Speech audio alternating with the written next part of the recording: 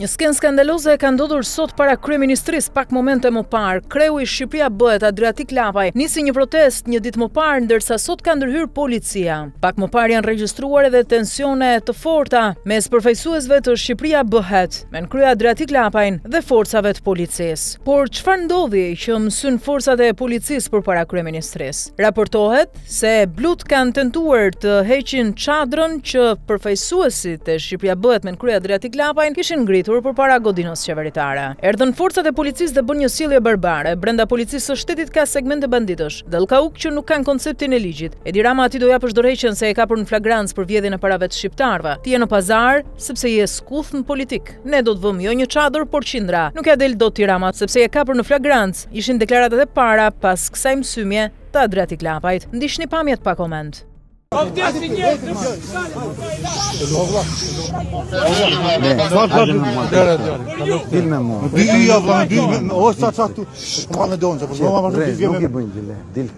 ma qa ti kësho vla, qa po djekin nga Shqina dhe Shqipëri rinë për kafe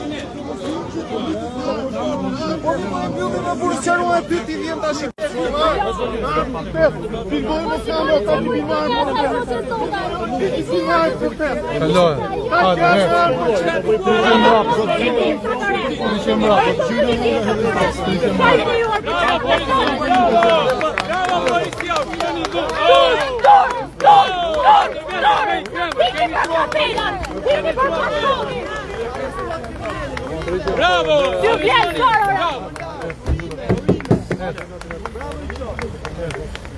Jemi njarë të armatosur, të vrisi njerës.